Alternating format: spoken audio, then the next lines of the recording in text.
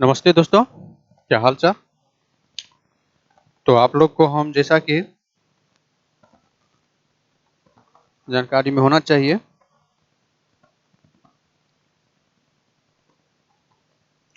इससे पहले जो है इंटरमीडिएट एग्जामिनेशन 2022 का जो है मॉडल पेपर का क्वेश्चन सब दिखा दिए थे, ऑब्जेक्टिव का आंसर भी दे दिए थे। आज 2021 का कर रहे हैं एनुअल मॉडल सेट फिजिक्स भौतिकी का, है ना। ये सब बाकी इंस्ट्रक्शन है। इसमें जो है कुल प्रश्नों की संख्या 70 प्लस 20 प्लस 6 मतलब 70 ऑब्जेक्टिव है, 20 शॉर्ट टाइप है और 6 लॉन्ग टाइप है। 96 क्वेश्चन है। इसमें हम 70 क्वेश्चन का हम ऑब्जेक्टिव जो है उसका आंसर दे देंगे। और जितने भी लोग बता रहे हैं बाबू हमें यहाँ पे मॉडल सेट पे 2021 से इम्पोर्टेंस नहीं है, ठीक ना। इसमें जो क्वेश्चन है ना उसको देखना है कि क्वेश्चन कैसे है। हमारे सिलेबस जो आप लोग पढ़े हो 12th का, उस सिलेबस से क्वेश्चन कैसे बनाता है बोर्ड एग्जाम में, कैसे पूछता है, उस पर फोकस करना है, ठीक ना। चलो बाकी सब इंस्ट्रक्शन सब तो वही है।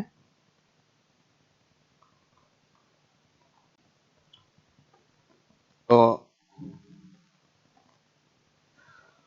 आगे देखते हैं क्वेश्चन पर सीधा, क्योंकि समय वीडियो बड़ा हो जाता है, हमने चाहते हैं कि आप लोग को ज़्यादा बड़ा हो जाए।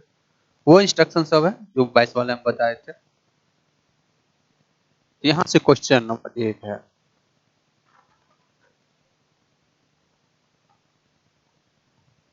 इसको देखना। क्वेश्चन है आवेशित समतल चालक के नजदीक विद्युत क्षेत्र, क्या electric field near charge plane conductor लिखा है। क्या लिखा है? कंडक्टर। आवेशित प्लेन कोई भी कंडक्टर हो ना, क्या हो, कोई भी कंडक्टर हो, तो कंडक्टर के बाहर जो इलेक्ट्रिक फील्ड होता है ना, आप लोग को बिना सोचे समझे बोल देना है सिग्मा बाय एप्सिलॉन जीरो, ठीक ना। ये क्या है? कंडक्टर है। इसीलिए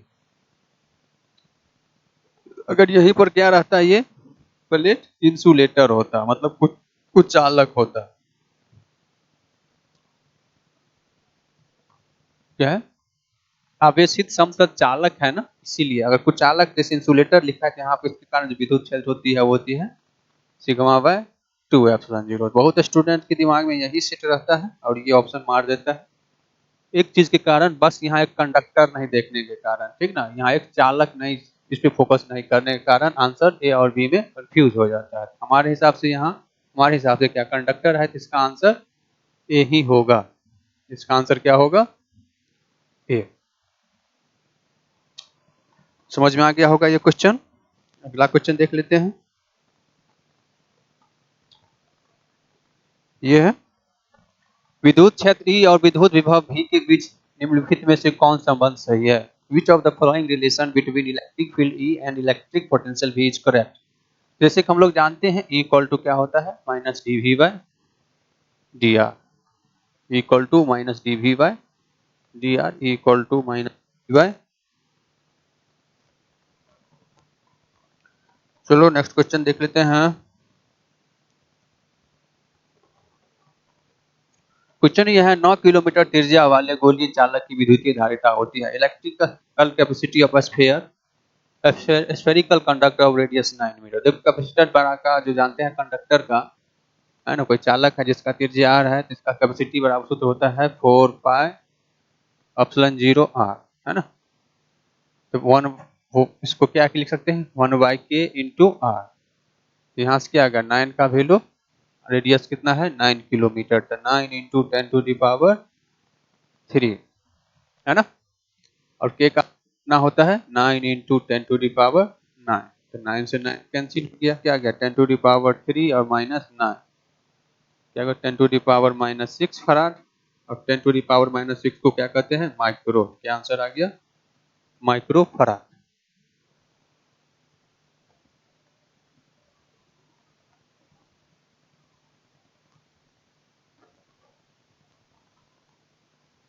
तो इसका आंसर कितना आ गया, 1 माइक्रो फराड। आंसर ए सही है। चलो नेक्स्ट क्वेश्चन देखते हैं।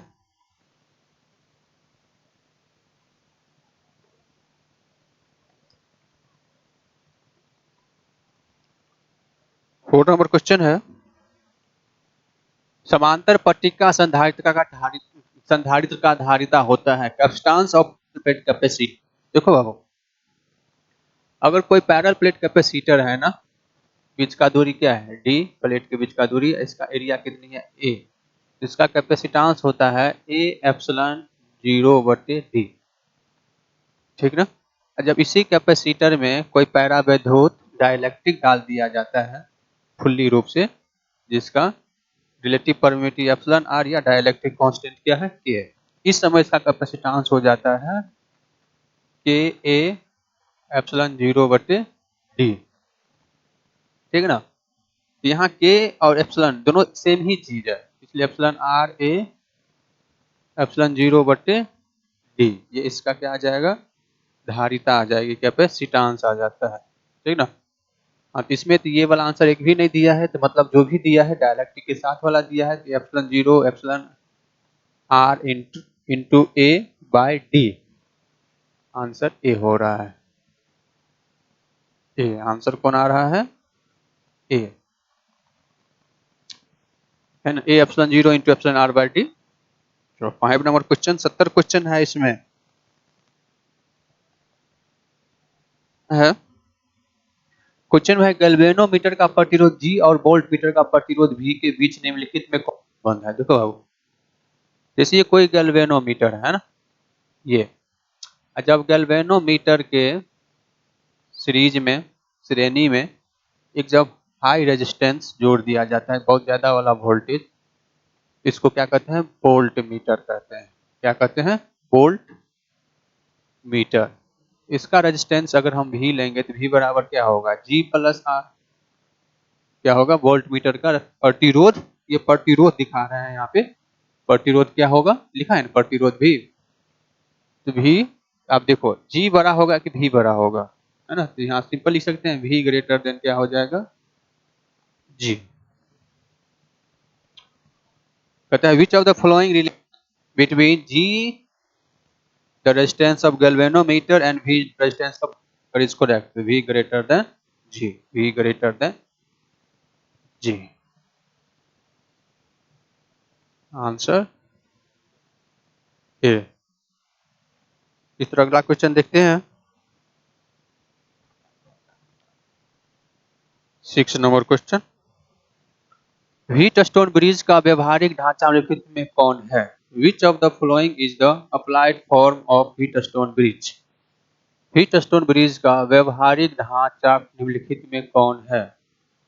व्हीट स्टोन ब्रिज का व्यवहारिक ढांचा निम्नलिखित में से कौन है। Which of the following is the applied form of wheat stone bridge. देखो बाबू, मीटर ब्रिज जो है ना, व्हीट स्टोन ब्रिज का अप्लाइड फॉर्म है, कौन सा, मीटर ब्रिज, मीटर ब्रिज, इसका आंसर सी। मीटर सेतु भी हिंदी में कहते हैं, आंसर क्या है, सी है।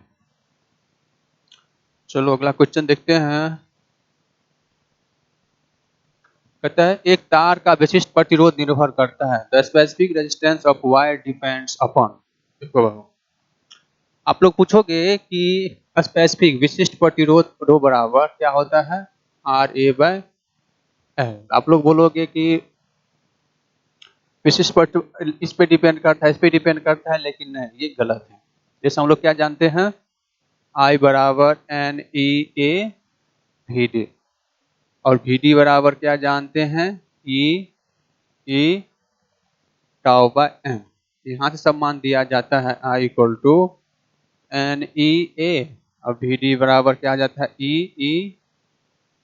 E/τ/m। और हम लोग ये भी जानते हैं E इक्वल टू V/L।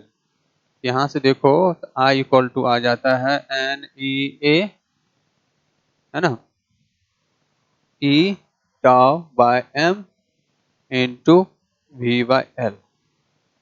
यहाँ से देखो I equal to NE² A/m into,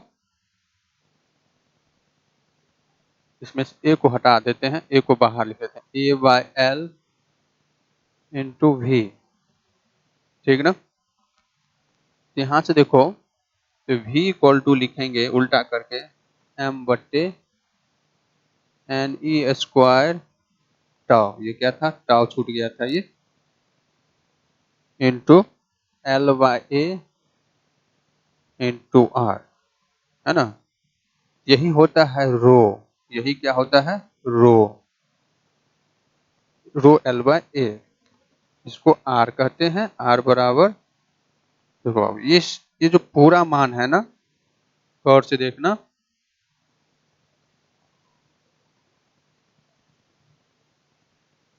पूरा मान देखना, इस पूरे चीज को हम क्या बोलते हैं? प्रतिरोध आर। इस प्रतिरोध में जो होता है ये वाला टर्म, कौन वाला टर्म? ये वाला टर्म, ये वाला, ये क्या कहलाती है? रो। इसी को कहते हैं विशिष्ट प्रतिरोध या प्रतिरोधकता या स्पेसिफिक रेजिस्टेंस, ठीक ना, या रेजिस्टिविटी। तो ये देखो, ये चीज जो निर्भर करता है ना, मास एंड ई और टाउ, ये पदार्थ की मटेरियल किस पे करता है? पदार्थ की प्रकृति पर, नेचर पे। इसका आंसर डी देना है। लंबाई, द्रव्यमान, अनुप्रस्थ काट, व्यास, इस सब पर नहीं होता है, बस प्रकृति पर निर्भर करता है। इसलिए क्वेश्चन को बता दीजिए, ठीक ना, याद रखिएगा। अब नेक्स्ट क्वेश्चन देखते हैं, 8 नंबर। 8 नंबर क्वेश्चन है, किरचॉफ के बिंदु नियम में, क्या है? किरचॉफ या किरचॉफ के बिंदु नियम में निम्नलिखित में कौन भौतिक राशि संरक्षित रहती है? Which of the following physical quantity is conserve in Kirchhoff point rule? Kirchhoff का जो पहला रूल है ना, धारा का रूल, उसमें आप लोग को बता रहे हैं कि उसमें आवेश संरक्षित रहता है, चार्ज कंजर्व रहता है, और दूसरा नियम जो है लूप नियम, है ना, ऊर्जा संरक्षित रहता है। तो इसका आंसर क्या देना है? इसका आंसर चार्ज दे देना है। इसका आंसर बी होगा। इसका आंसर क्या होगा? बी। फर्स्ट रूल में चार्ज कंजर्वेशन, ऊर्जा आवेश संरक्षित, और सेकंड लॉ में ऊर्जा संरक्षण, एनर्जी संरक्षित रहता है। 8 नंबर हो गया। अब 9 नंबर देखते हैं। कहता है धारावाही चालक के अंदर इलेक्ट्रॉन की गति होती है। Motion of electron inside the conductor, uniform, accelerated, decelerated, uniform, average, समरूप, त्वरित, एक रूप, औसत। देखो, धारावाही चालक के अंदर इलेक्ट्रॉन की गति जो होता है, ड्रिफ्ट वेलोसिटी, वो एक एवरेज होता है, यूनिफॉर्म होता है। क्या होता है? Average, uniform. इसका आंसर क्या मारना है? यूनिफॉर्म एवरेज, एक समान रूप, औसत। इसका आंसर क्या दे देना है? सी देना है। इसका आंसर क्या दे देना है? सी। हम लोग जो VD बोलते हैं ना, ये औसत एवरेज रहता है, जिसको अनुगमन वेग कहते हैं। अगला क्वेश्चन देख लेते हैं। विद्युत परिपथ की शक्ति, power of electrical, V²/R, V²/R। जो हल्का है उसको निकाल देते हैं, जो इसमें समझाने वाला है उसको समझाने की कोशिश करते हैं।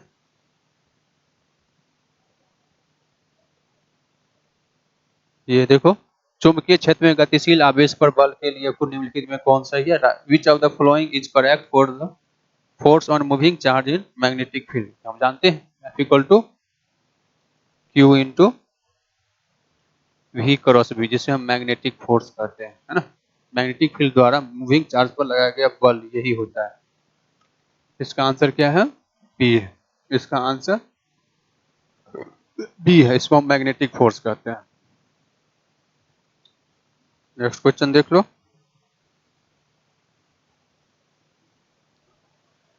चुंबकीय फ्लक्स का मात्रक होता है बाबू weber. Unit of magnetic flux is weber. Magnetic flux का मात्रक क्या होता है? वेबर। चलो अगला क्वेश्चन देख लेते हैं। कहता है कि जिस परिपथ में सिर्फ प्रतिरोध है उसका शक्ति गुणांक क्या होता है? ऐसा कोई एसी सर्किट है ना, एसी परिपथ जिसमें सिर्फ क्या है, वह प्रतिरोध है, इसमें क्या होता है? फाई का मान 0 होता है, कलांतर कितना होता है? 0। तो पावर फैक्टर जो होता है cos फाई, उसका मान कितना आ गया? इसको कहते हैं पावर फैक्टर, शक्ति गुणांक, है ना। तो cos फाइव, फाइव का मान कितना आ गया? फाइव का मान 0 आ गया। कितना आ गया? 0। इसलिए यहाँ cos फाइव का मान क्या आ जाएगा? cos 0 डिग्री मतलब 1, पावर कितना आ गया? 1 आ गया। पावर फैक्टर कितना आ गया? 1। इसका आंसर क्या होगा? ये शक्ति गुणांक पूछ रहा है, पावर फैक्टर। कालांतर 0 होने के कारण क्या होता है? cos 0 डिग्री का मान 1, इसलिए पावर फैक्टर कितना हो गया? 1 हो गया। मतलब ये हो गया कि प्रतिरोध वाले सर्किट में, है ना, कोई भी ऊर्जा का हानि नहीं होता है। जो भी होता है यूज होता है, हानि नहीं होता है। मतलब 14 नंबर क्वेश्चन है, प्रत्यावर्त धारा का मूल वर्ग माध्य मान होता है। Root mean square value of alternating current. IRMS बराबर हम लोग क्या जानते हैं? I naught by √2। ये क्या होती है? ये पीक करंट होता है, मैक्सिमम धारा, एंड जिसको हम शिखर मान हिंदी में कहते हैं। शिखर धारा का मान बटे √2, पीक करंट बटे √2। देख लीजिए 15 नंबर।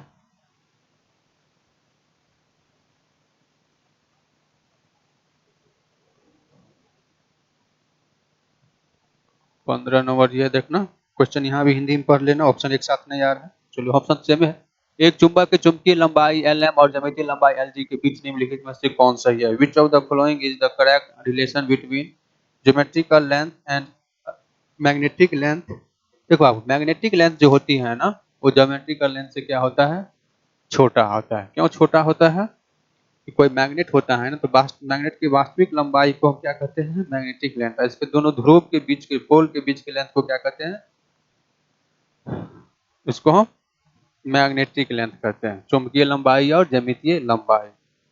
इसका जब हम अनुपात लिखेंगे M/Lg, ये 1 से कम होता है। किससे कम होता है? 1 से कम। तो मतलब इसमें कौन सा आंसर आएगा? 5/6, 5/6 आंसर आएगा, है ना। इसका आंसर कौन आ रहा है? बी। ठीक ना। इसका आंसर कौन आ रहा है? बी आ रहा है। ठीक ना।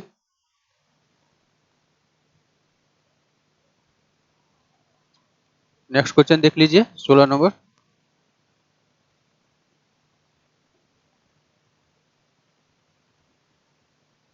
कहता है यदि BH पृथ्वी के चुंबकीय क्षेत्र का क्षैतिज घटक है और डेल्टा नमन कोण हो, तो पृथ्वी के चुंबकीय क्षेत्र के लिए निम्नलिखित में से कौन सही है?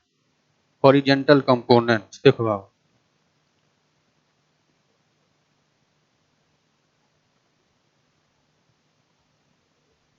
ये इस तरफ क्या होता है? चुंबकीय क्षेत्र B का मान, ये एंगल नमन कोण कहलाती है। इधर वाला कंपोनेंट ये वर्टिकल कंपोनेंट कहलाता है, और इधर हॉरिजेंटल कंपोनेंट कहलाता है BH। यहाँ से देखो, अगर हम लोग लिखेंगे BH बराबर, तो B का कौन सा कंपोनेंट आ जाएगा? कॉस वाला, तो कॉस डेल्टा। क्या आ जाएगा? BH बराबर B कॉस डेल्टा। हमें BH में दिया है, तो B बराबर क्या आ जाएगा? BH बटे कॉस डेल्टा। क्या आ जाएगा? B बराबर BH बटे कॉस डेल्टा। BH बटे कॉस डेल्टा कहाँ पर है? ए नंबर है। तो इसका आंसर कौन सा ही हो गया? ए।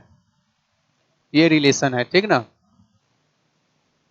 अब यहीं पर लिखते टेन डेल्टा बराबर, तो आता है BV बटे BH।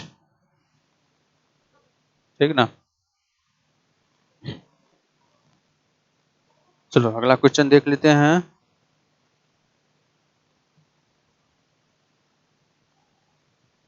क्वेश्चन है, चुंबकन तीव्रता की इकाई unit of magnetic intensity of magnetization etch, इसका होता है एम्पियर पर मीटर। इसको याद रखना, क्या होती है? Ampere per metre. क्या है? चुंबकीय याम्योत्तर या मैग्नेटिक मेरिडियन इज। अब ये जो बता रहे थे ना याम्योत्तर बताए थे ना, यही था। डिलीट हो जाता है ना इसमें, जो नीचे वाला एक सतह बनाए थे ना वही होता है। तो इसका आंसर क्या हो गया? चुंबकीय यामोत्तर जो होती है मैग्नेटिक मेरिडियन एक वर्टिकल प्लेन होता है। क्या होता है? एक वर्टिकल प्लेन होता है, एक ऊर्ध्वाधर तल होता है। क्या होता है? ऊर्ध्वाधर तल होता है। चलो नेक्स्ट क्वेश्चन देखते हैं 19 नंबर। इस क्वेश्चन में है कि सामान्य संयोजन में सरल सूक्ष्मदर्शी का आवर्धन क्षमता होता है। The magnifying power of simple microscope in normal adjustment is 1 plus D by F. 1 plus D by F, याद रखिएगा।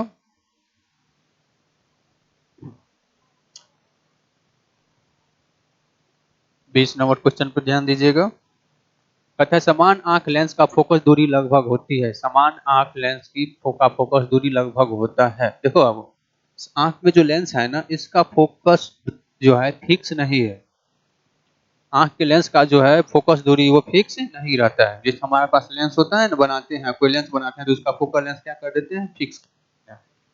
लेकिन आंख के लेंस का फोकल लेंथ फिक्स नहीं होता है, क्योंकि आंख अपने हिसाब से एडजस्ट करते रहता है ऑब्जेक्ट के अकॉर्डिंग, ठीक ना। क्योंकि आंख को प्रतिबिंब कहाँ बनाना रहता है? रेटिना पे बना रहता है। हमें क्या होता है कि अगर हम न्यूनतम, अगर आंख स्वस्थ है तो न्यूनतम कितना दूरी तक दिखता है? 25 सेंटीमीटर। मतलब 25 सेंटीमीटर वाले वस्तु का जो प्रतिबिंब है रेटिना में बना लेता है। इसका न्यूनतम वो हो गया। न्यूनतम फोकस दूरी कितनी होती है? 25 सेंटीमीटर। और अधिकतम कितना होता है? अधिकतम अनंत होता है। यहाँ हमें क्या है? समान आंख लेंस का फोकस दूरी लगभग होती है, तो हमें न्यूनतम वाला दिया है तो न्यूनतम वाला में 25 सेंटीमीटर होता है। आंसर याद रखिएगा 25 सेंटीमीटर। चलो ये क्वेश्चन देख लो। हीरा का क्रांतिक कोण होता है, तो हीरा का क्रांतिक कोण सबसे कम होता है, ठीक ना। 24.1 degree. Critical angle of diamond is 24 degree 41 minute, याद रखना। चलो अगला क्वेश्चन है। 24.41 डिग्री है, मिनट मैंने दिया था, गलती पर आगे। कहता है दो समप्रति उत्तल लेंसों का समतुल्य लेंस होता है। The equivalent lens of two convex lens in contact. देखो अब दो लेंस है ना, दो लेंस कांटेक्ट में, कौन सा है? उत्तल लेंस है। तो इसका सीधा फॉर्मूला होगा 1/f1 प्लस 1/f2। अब दोनों पॉजिटिव है तो ये भी क्या आएगा? पॉजिटिव। हमें उत्तल ही मिलेगा। क्या होगा? कॉन्वेक्स लेंस, उत्तल लेंस ही मिलेगा। नेक्स्ट क्वेश्चन है। प्रकाशी तंतु का मूल सिद्धांत है। The basic principle of optical fibre is पूर्ण आंतरिक परावर्तन, टोटल इंटरनल रिफ्लेक्शन।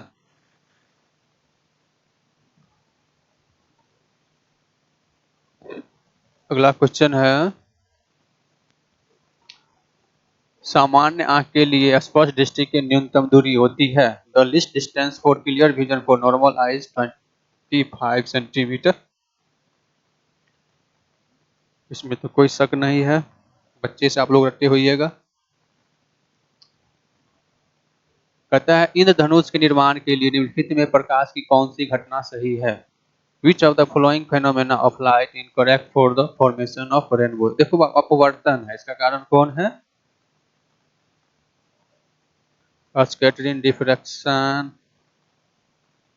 क्या है? इंद्रधनुष के निर्माण के लिए निम्नलिखित में प्रकाश की कौन सी घटना सही है? वर्ण विक्षेपण है। वर्ण विक्षेपण किसके कारण होता है? अपवर्तन के कारण होता है। अपवर्तन तो ध्यान नहीं है, तो हम इसमें क्या मानेंगे? वर्ण विक्षेपण। क्या है? वर्ण विक्षेपण है। क्या होता है? वर्ण विक्षेपण। क्योंकि जब वायुमंडल में व्हाइट लाइट आती है, जब बरसात के समय होता है ना, तो वायुमंडल में पानी का हल्का हल्का बूंद रहता है घूमते हुए, ठीक ना। तो उसमें जब व्हाइट लाइट पड़ती है तो क्या होती है? वो व्हाइट लाइट मतलब श्वेत प्रकाश जो है 7 रंगों में बंट जाता है। 7 रंगों में बंटने की घटना को हम क्या कहते हैं? वर्ण विक्षेपण, डिस्पर्सन। तो आंसर क्या हो गया? सी। अगला क्वेश्चन देख लीजिए 26 नंबर। किस रंग के प्रकाश के लिए कांच का अपवर्तनांक अधिक होता है? देखो अब हम लोग कौची लॉ पढ़े थे, म्यू बराबर ए प्लस बी बटे लेमडा स्क्वायर, है ना। तो जिसका जिसका तरंग दैर्ध्य ज्यादा होगा उसका अपवर्तनांक क्या होगा? कम होगा। सब ज्यादा तरंग दैर्ध्य जो होती है लाल रंग की होती है। किसका होता है?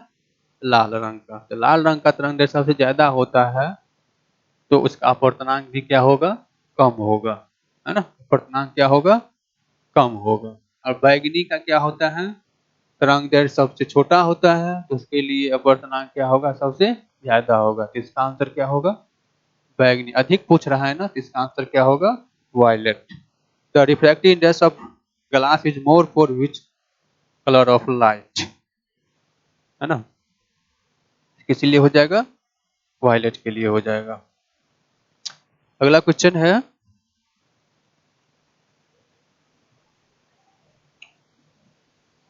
विनाशी व्यक्तिकरण के लिए पथांतर होती है। विनाशी व्यक्तिकरण के लिए पथांतर होती है। विनाशी है ना, the path difference for destructive interference. तो डिस्ट्रक्टिव के लिए 2n+1 इंटू लेमडा बाई 2। आगे कंस्ट्रक्टिव होता तो n लेमडा हो जाती है, ठीक ना। अगला क्वेश्चन देख लेते हैं। प्रकाश की अनुप्रस्थ तरंग प्राकृतिक निवृत्ति में से कौन घटना पुष्टि करती है? Which of the following phenomena confirm the transverse wave nature of light. Light का जो ट्रांसवर्स वेव नेचर है ना, अनुप्रस्थ तरंग की है, ये ध्रुवीकरण के कारण पर आता था। किसके कारण पता चलता है? ध्रुवीकरण जो है इसका सही एक्सप्लेनेशन है। आंसर क्या है इसका? डी है। कौन है? ध्रुवन। चलो नेक्स्ट क्वेश्चन देखते हैं 29। अवरोध के किनारों से प्रकाश का मुड़ना लाता है। Bending of light from corners of an object is called diffraction, विवर्तन। इस प्रकार से होता है, छुटा रहता है जो लाइट आती है ना, ऐसे मुड़ जाता है। इस घटना को क्या कहते हैं? विवर्तन कहते हैं।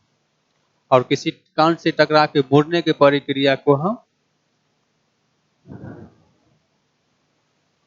स्कैटरिंग कहते हैं। अगला क्वेश्चन देख लीजिए।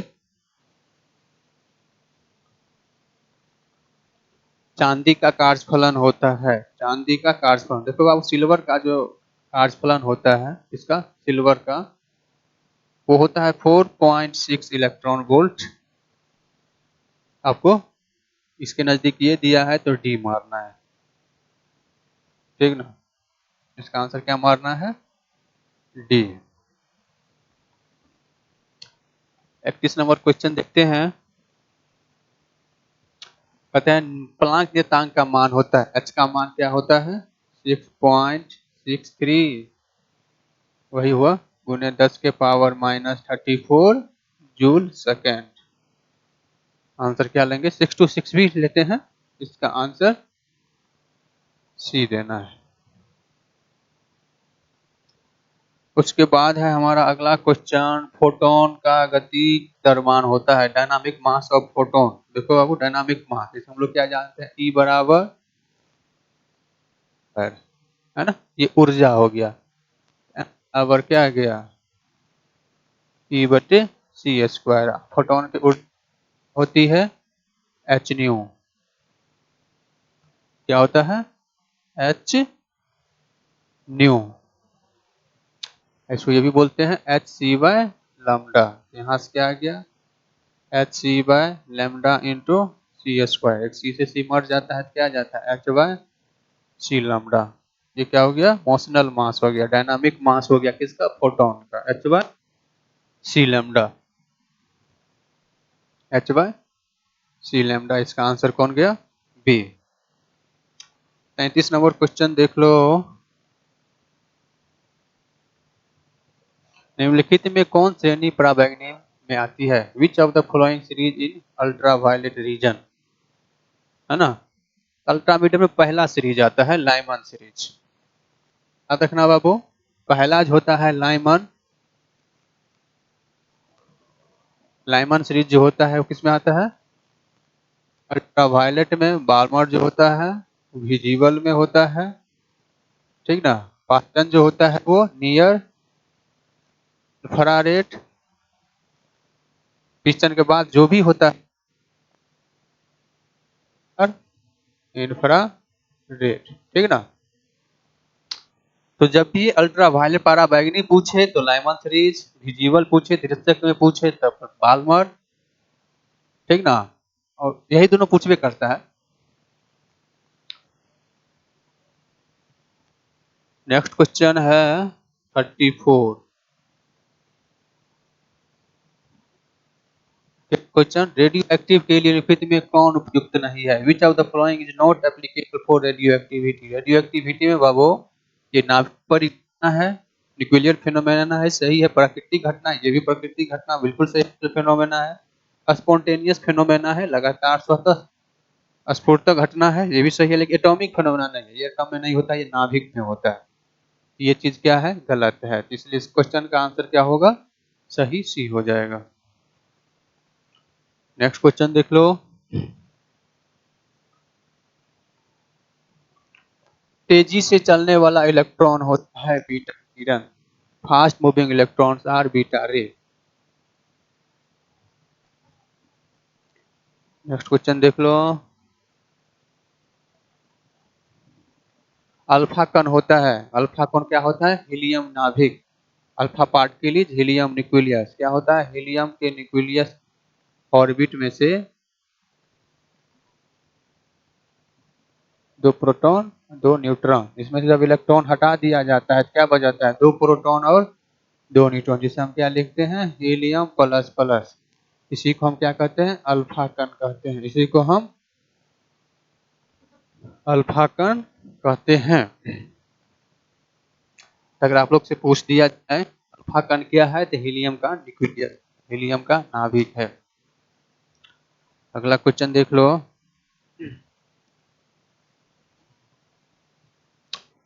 प्रेसी एंटीना का परास क्या है? प्रेसी एंटीना का परास। प्रेसी एंटीना का परास टीवी प्रेषण टावर की ऊंचाई h और आर के संबंध। देखो बाबू, डी बराबर होता है √2HR। और कोई एंटीना का हाइट h दिया है ना, तो उसका रेंज ये बताता है कितना दूर तक वो ट्रांसमिट और रिसीव कर सकता है, इतना दूर के सिग्नल को। The relation among range of transmission antenna, D height of TV, height of TV transmission tower h and radius of earth is 2HR। याद रखना। अगला क्वेश्चन है, मूल अवस्था में हाइड्रोजन परमाणु की ऊर्जा होती है। Energy of hydrogen atom in ground state is, है ना, -3.6 इलेक्ट्रॉन वोल्ट। -3.6 इलेक्ट्रॉन वोल्ट इसका सही आंसर ये है। नेक्स्ट देख लो। इसमें क्या है? जब अपद्रव को नैज अर्धचालक में मादित किया जाता है तब अर्धचालक की चालकता होती है। When impurity is dropped into a intrinsic semiconductor, its conductivity is। जब शुद्ध अर्धचालक में जब अपद्रव इम्प्यूरिटी मिलाया जाता है उसकी चालकता बढ़ जाती है। क्या होती है? उसकी चालकता बढ़ जाती है, प्रतिरोध कम हो जाता है। बढ़ती है इसीलिए मिलाया जाता है, नहीं बढ़ता तो इसको मिलाया नहीं जाता। चलो अगला क्वेश्चन लेते हैं।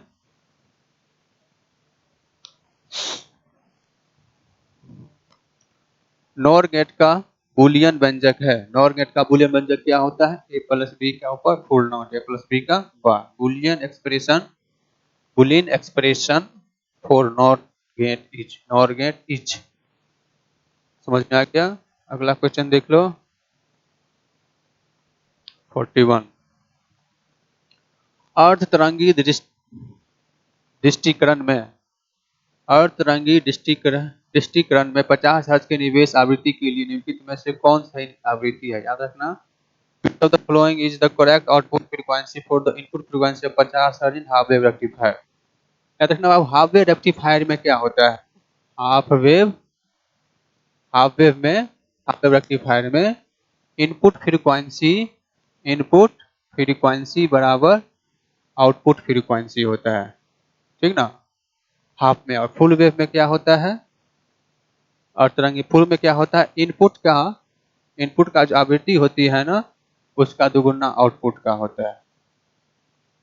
याद रखिएगा, यहाँ आप कहता है इनपुट फ्रीक्वेंसी 50 हर्ट्ज है, कितना है 50 हर्ट्ज, आउटपुट फ्रीक्वेंसी भी कितना मिलेगा 50 हर्ट्ज ही मिलेगा, क्योंकि ये हाफ वेव रेक्टिफायर है। फुल वेव होता तो 100 आंसर आता। चलो नेक्स्ट क्वेश्चन देखते हैं, 42 नंबर क्वेश्चन। कहता है द्विधारी संख्या इतना का दशमिक संख्या निम्नलिखित में कौन है। तो देखो अब सब तरफ क्या दिया है, ये संख्या है 20 है या 40 है 30 है 50 है, कौन है, इसको निकाल लेते हैं। पहला संख्या कितना है, एक, एक गुना क्या करना है 2, इसके बाद कितनी संख्या है 1 2 3 4, 4 दे देते हैं, प्लस फिर एक है 1 गुने 2, इसके बाद कितनी संख्या है 3, प्लस 1 गुने 2 के पावर 2, यहाँ पर पहुंच गए ना। फिर 1 गुने 2 के पावर कितना होगा 1, और प्लस 0 है ना, तो 0 गुने 2 करेंगे तो ये 0 ही आ जाएगा। यहाँ से क्या आ गया, इसका कितना आ गया 16 प्लस कितना होगा 8, 16 8 24, 4 28 और 2 30, कितना आया हमें 30 आया, किसमें डेसिमल में। इसका आंसर कौन आ रहा है, बी आंसर आ रहा है। कौन आ रहा है, बी आंसर। समझ में आ गया ना। अगला क्वेश्चन देख लो,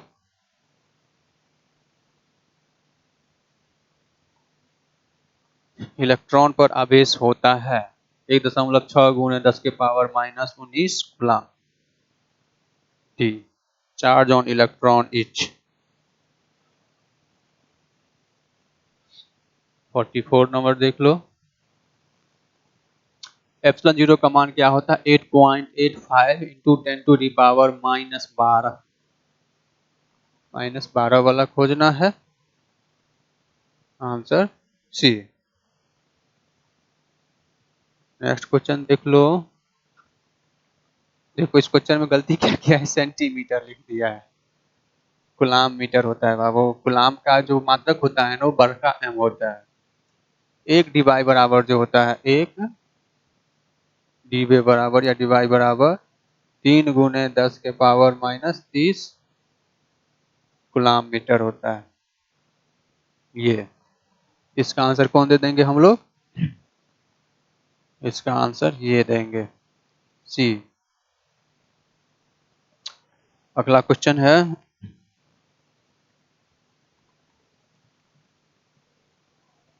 क्या कहता है चित्र में ए और बी के बीच समतुल्य धारिता है, ए और बी के बीच समतुल्य। देखो अब इसको शॉर्ट सर्किट कर दिया है, मतलब ये है ही नहीं। हमारे पास कितने धारिता है, कितने हैं 2 है, सी और सी, इसका समतुल्य कितना हो जाएगा C/2। The equivalent capacity between A and be in the figure, in figure में क्या आ जा रहा है C/2 आ रहा है, सही है। 47 देख,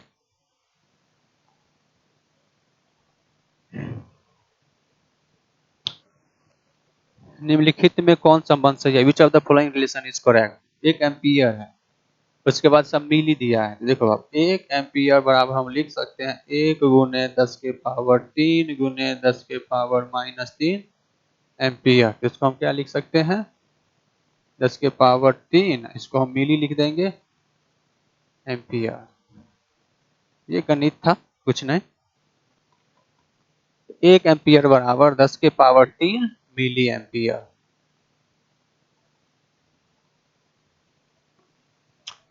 48 नंबर क्वेश्चन देख लो,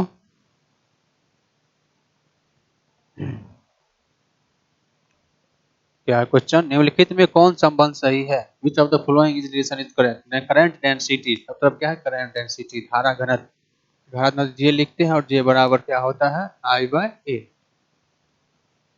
तो इसमें कौन सही है? यही सही है, इसमें यही सही है। नेक्स्ट देख लो नंबर, प्रतिरोध के लिए निम्नलिखित में कौन संबंध सही है?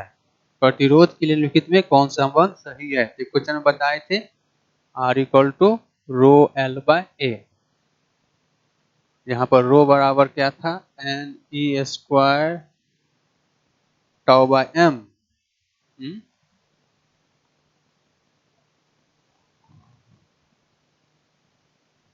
क्या बताए थे? m/Ne² ये था।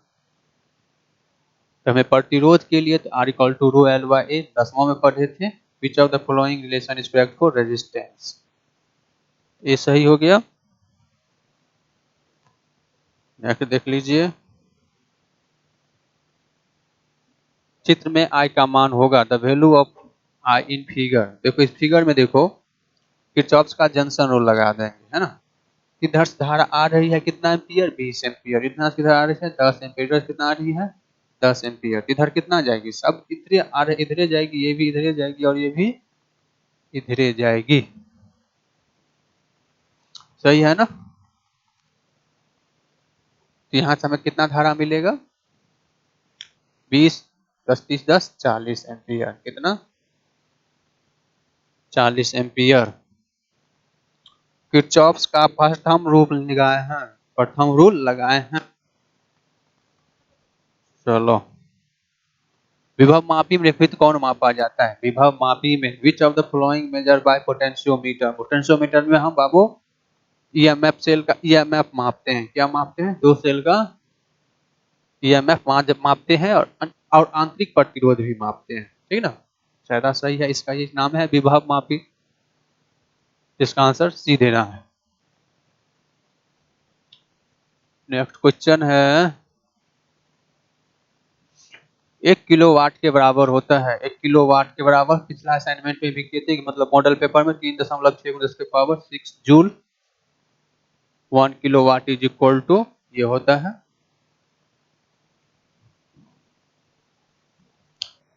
नेक्स्ट क्वेश्चन देख लीजिए,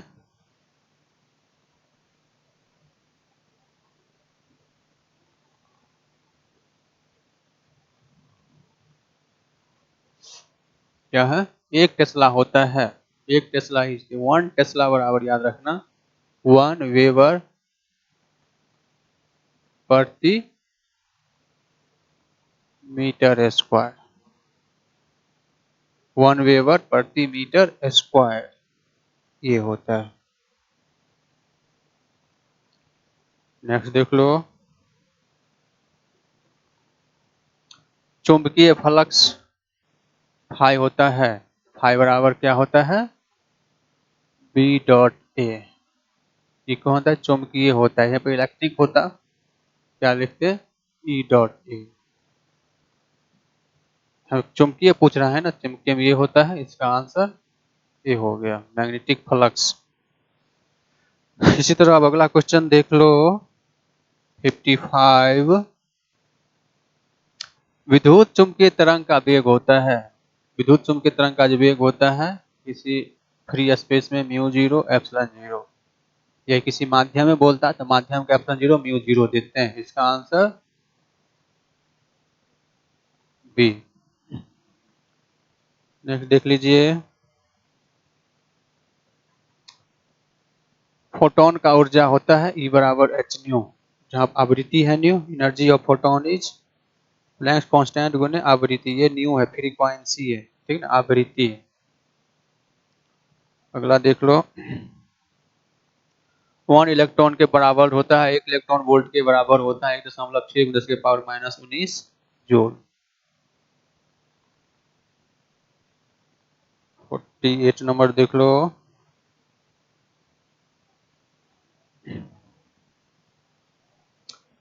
निम्नलिखित में कौन सही है?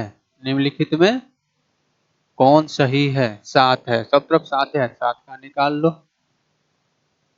दो, दो तिया 6, शेष 1, 2 एकाएं 2, शेष 1। सही है ना? हाँ, यहाँ से क्या आ गया, नीचे से कर दे तो 1 1 1। ये कितना है? बाइनरी में किसके बराबर है? डेसिमल के 7 के बराबर। इसका आंसर क्या आ गया? ए। चलो अगला देख लो।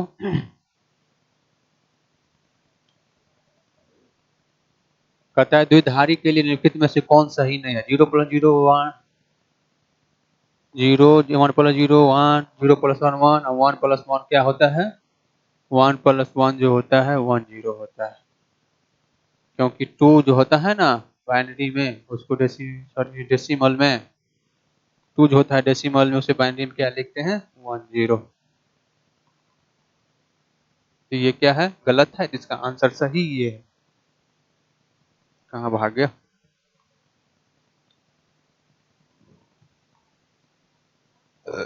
ये सही हुआ। आंसर सही है लेकिन नियम गलत है। 60 नंबर क्वेश्चन कहता है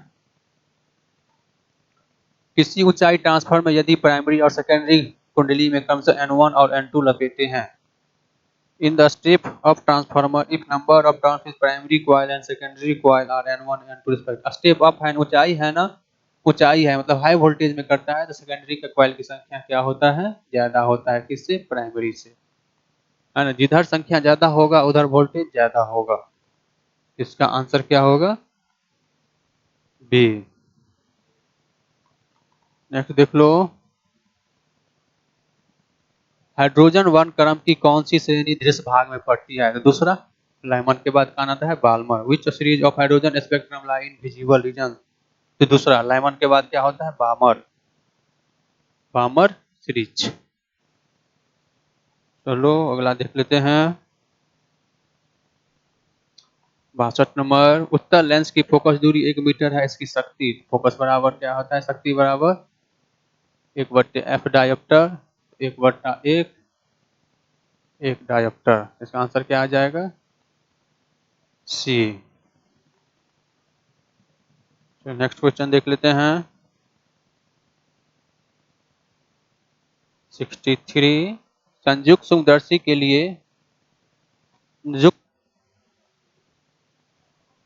निम्नलिखित में कौन सा 14 flowing compound microscope, compound microscope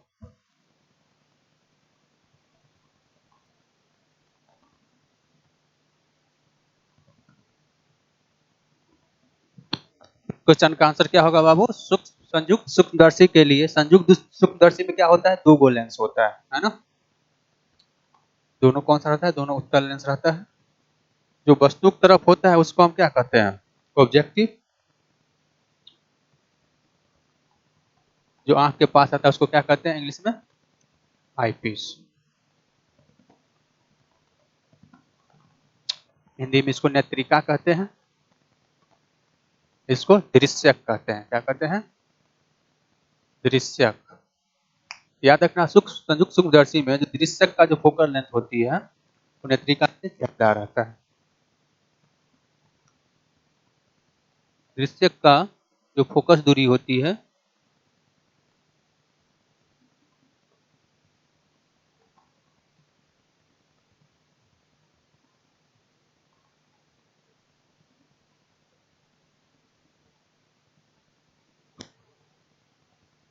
गलती बोल दी। इसके फोकल लेंथ को हम क्या बोलते हैं? एफओ। इसके फोकल लेंथ को हम क्या बोलते हैं? एफई। इसका जो फोकल लेंथ होता है वो छोटा होता है। किससे? एफई से। नेत्रिका का फोकल लेंथ जो होता है दृश्यक के फोकल लेंथ से बड़ा होता है। इसमें कौन ऑप्शन हो जाएगा? FE less than FO, B. Option कौन सही हो गया? बी। चलो अगला क्वेश्चन देख लेते हैं। 64। एक चीज देखो बाबू कि कितना ऑब्जेक्टिव में कितना अच्छा अच्छा ऑब्जेक्टिव है। पतले प्रिज्म द्वारा न्यूनतम विचलन का कोण होता है angle of minimum deviation by thin prism mu -1 into A. ये चलो अगला क्वेश्चन है प्रकाश के अपवर्तन में निम्नलिखित में कौन भौतिक राशि नहीं बदलती है? Which of the physical quantity does not change in reflection of light? याद रखना, आवृत्ति कभी नहीं बदलता है, फ्रीक्वेंसी नहीं बदलता है। अगला क्वेश्चन है, यदि हवा में प्रकाश का वेग va है और पानी में प्रकाश का वेग vw है ना? देखो बाबू, निर्वात में और सबसे ज्यादा प्रकाश की वेग निर्वात में होती है, उसके बाद हवा में होती है, उसके बाद किसी माध्यम में जाके प्रकाश की चाल क्या होता है? घट जाता है। ये वाला साइन होगा, हवा में जो प्रकाश की चाल होगा पानी की प्रकाश की चाल से ज्यादा होगा। भी ये आंसर बी। चलो 67 नंबर देख लेते हैं, क्या है? जल के लिए क्रांति कौन होता है? Critical angle of water is. याद रखना बाबू, इसके लिए क्रिटिकल एंगल जो होता है आईसी, किसके लिए? पानी के लिए लगभग 49 डिग्री होता है। क्या होता है? 49 डिग्री। 49 डिग्री याद रखना, इसका आंसर ये देना डी। चलो अगला देख लेते हैं, रचनात्मक व्यक्तिकरण के लिए कालांतर होती है। रचनात्मक है, phase difference for constructive interference 2 n पाई देना है ना। अगर यहाँ पर डेल्टा एक्स लिखता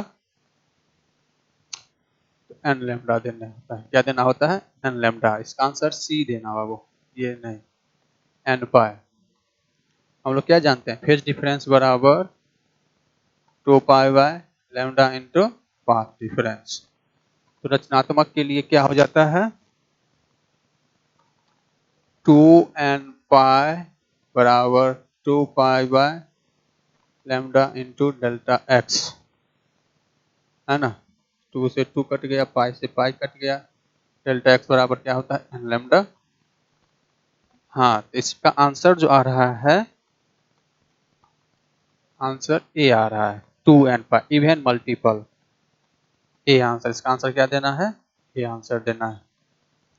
यहीं पर पाथ डिफरेंस पूछता तो एन लेमडा देता, ठीक ना। अगला क्वेश्चन है, ये संबंध है फेज डिफरेंस और पाथ डिफरेंस में। अगला क्वेश्चन देख लो, ये क्वेश्चन पिछला मॉडल पेपर में भी था। क्या है? Which of the following is correct for intensity of skated light? है मतलब परिप्रकिर्णित प्रकाश की तीव्रता आई के निम्नलिखित में से कौन सही है? 1/λ का पावर 4, ये होता है समानुपाती में। इसके बाद है, कांच के समांतर सतह की पट्टिका का फोकस दूरी। समांतर सतह की पट्टिका की फोकस दूरी क्या होती है बाबू? अनंत होता है। Focal length of parallel side glass slab is infinity. चलो नेक्स्ट क्वेश्चन देखते हैं। शॉर्ट टाइप क्वेश्चन सबको देख लो, 70 ऑब्जेक्टिव तो यहीं पूरा गया है ना। और शॉर्ट टाइप में देख लो क्या सब दिया है, पता है। समविभव तल से आप क्या समझते हो? विद्युत स्थिर के गॉस प्रमेय को लिखें, and right Gauss theorem of electrostatics. What do you mean bye equipotential surface? Equipotential surface लिख रहे हैं ना। धारा कुसुमीय प्रभाव के जूल के नियमों को लिखें, write Joule's law of heating effect of current. प्रत्यावर्ती धारा के लिए औसत मान को समझाइए, explain average value of alternating current. What do you mean by photoelectric effect, है ना। बीटा किरणों के दो गुणों को लिखें, write two properties of beta ray. P type के चालक को समझाएं, explain P type of semiconductor. चालन पट्टिका से आप क्या समझते हो? What do you mean bye conduction band, है ना। प्रकाश के ध्रुवीकरण को समझाइए, एक्सप्लेन पोलराइजेशन ऑफ लाइट। आयाम मॉड्यूलन को समझाइए, एक्सप्लेन एम्पलीट्यूड मॉड्यूलेशन। विद्युत अनुनाद को समझाएं, एक्सप्लेन इलेक्ट्रिकल रेजोनेंस। विद्युत क्षेत्र रेखाओं से आप क्या समझते हैं? What do you mean by electric field lines. संधारित्रों के श्रेणीबद्ध संयोजन को समझाएं, explain series combination of capacitor. NAND gate को समझाएं, एक्सप्लेन नैंड गेट। माध्यम की चुंबकशीलता को समझाइए, एक्सप्लेन परमिटिविटी ऑफ मीडियम। प्राथमिक इंद्रिय को समझाएं, एक्सप्लेन प्राइमरी रेनबो। बोर्ड सिद्धांत की 2 कमियों को लिखें। राइट 2 शॉर्ट कमिंग और बोर्ड्स प्रिंसिपल, 2 बोर्ड्स का जो प्रिंसिपल उसको लिखना है। नंबर 1 कौन से आप क्या समझते हैं, what do you mean bye angle of deep.